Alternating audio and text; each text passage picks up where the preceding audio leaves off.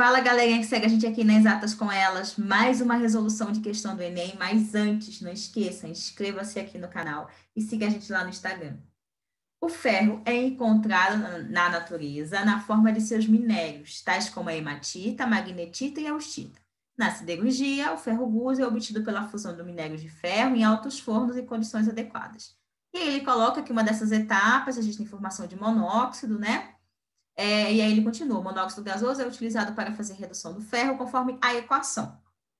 E aí ele mandou a gente considerar mais três equações abaixo. E aí observe de cara que aqui não foi dado para a gente o valor de ΔH, e nas equações seguintes foi colocado aí qual era o valor de ΔH, né? E aí ele pergunta: qual é o valor mais próximo do ΔH em quilojoules para essa primeira reação química?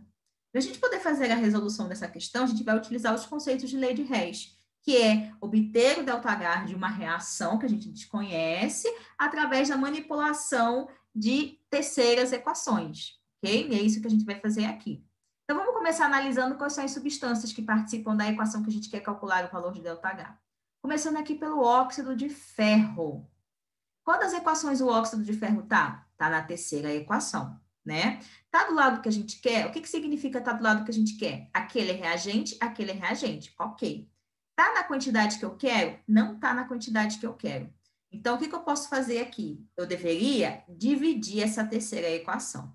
Porém, logo de cara, eu não vou fazer isso, porque neste caso aqui, dessa questão em específica, caso a gente faça a manipulação realizando divisões, nós vamos chegar em uma série de frações. E eu sei que muitos alunos têm dificuldade de responder, né, fazer somas ou divisões quando a gente utiliza fração dentro de lei de Hess. Então, eu vou mostrar para vocês através da multiplicação. Então, ok, aqui a gente vai manter essa segunda equação, porque o óxido de ferro está do lado que a gente quer. Por enquanto, a gente não vai fazer nada, tá? Aqui a gente tem o monóxido, vamos pular porque o monóxido está presente em diversas equações aqui, e na sequência a gente tem o óxido, o ferro, né, como produto aqui. Qual das equações a gente tem ferro? A gente tem aqui na primeira. Está do lado que a gente quer? Está do lado que a gente quer. Está na quantidade que a gente quer? Não. O que a gente teria que fazer com essa primeira equação? Dividir ela também por 2. Mas eu vou fazer isso?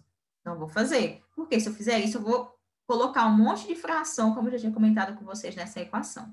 Então, o nosso foco aqui vai ser em eliminar as substâncias que não fazem parte da equação que eu quero calcular o valor de ΔH. E quais são essas substâncias? Ó, eu tenho aqui o FeO3, tá vendo? E aqui, ó, o Fe2O3. Tá vendo que aqui a gente tem 3 mols dele na terceira equação e na primeira a gente tem apenas 1. Então, o que é que eu vou fazer? Eu vou multiplicar a primeira equação por 3. Então, aqui vai ficar 3, né? Aqui vai ficar, ó, 9.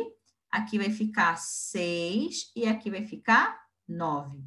Porque quando eu faço isso, eu consigo fazer a eliminação dessa substância. Porque aqui eu fiquei 3 mols do FeO2O3 no reagente e aqui 3 mols do Fe2O3 no produto.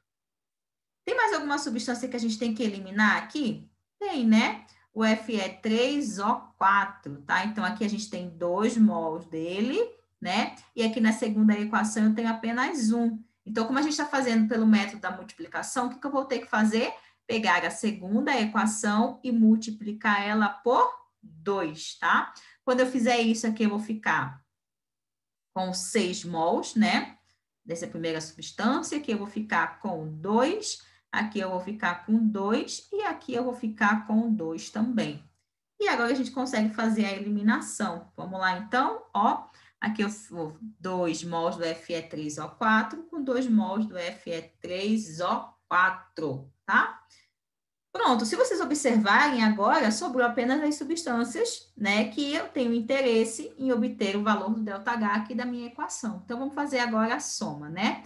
Tenha cuidado, tá bom? Que o monóxido de carbono aparece tanto no reagente quanto no produto, assim como o CO2, tá bom? Então, a gente também tem que fazer as eliminações, né? Vamos lá aqui, então, ó. Vamos começar com o monóxido primeiro. Eu tenho aqui, ó, 9 mols de monóxido no reagente, tá? E a gente tem monóxido nos produtos? Tem também, né? Se você observar, nós temos 2 mols de monóxido aqui, com 1 aqui. Então, no total, a gente tem 3. Então, eu posso cortar esses 3 aqui com 3 daqui, sobrando apenas 6. A gente pode fazer mais alguma eliminação? Pode, né? Com CO2, ó. Se vocês olharem aqui nos reagentes, nós vamos ter 3 mols de CO2. E aqui nos produtos, 9 mols. Então, eu vou cortar 3 daqui, com 3 daqui, fica 6. Pronto. Agora, a gente pode fazer a soma final. Eu cheguei, então, a 6 mols de FeO, mais 6 mols do meu monóxido, não é isso? Formando aí 6 mols de Fe, mais 6 mols de CO2, tá? As manipulações que nós fizemos, eu multipliquei essa primeira equação por 3, então aqui, né, vai ficar menos 75. A segunda equação eu multipliquei por 2, então aqui vai ficar menos 72. E essa última equação eu mantive ela, não fiz nada. Quando eu fizer a soma disso daqui, eu vou chegar aqui o meu ΔH, não é isso? Padrão, tá bom? Da reação, vai ser igual a menos 100. Porém, a equação que a gente quer calcular o valor de ΔH, a gente tem 1 mol de cada uma das espécies químicas. E para a gente chegar nessa situação, basta eu pegar essa equação aqui e dividir toda ela por 6. Quando eu fizer isso, eu também tenho que dividir o valor de ΔH por 6. Ao fazer a divisão, eu vou chegar num valor de aproximadamente menos 17, isso arredondado, né? Quilojoules, tá bom? Por mol. Então, a resposta certa dessa questão é a letra B. Lembrando que quem já está habituado e consegue fazer essa manipulação realizando divisões, pode fazer também. A diferença é que você vai chegar em inúmeras frações, tá bom? E como eu já avisei, tem alunos que apresentam dificuldade. Lei de Hess é um conteúdo que cai com bastante frequência, não só na prova do Enem, como em diversos outros vestibulares de universidades tradicionais. Então, eu aconselho que vocês treinem bastante. Lei de Hess é treino. Depois que tu pega o jeito, fica bem fácil, tá, gente? Por hoje é isso e até a próxima. Qualquer coisa, deixa aí nos comentários.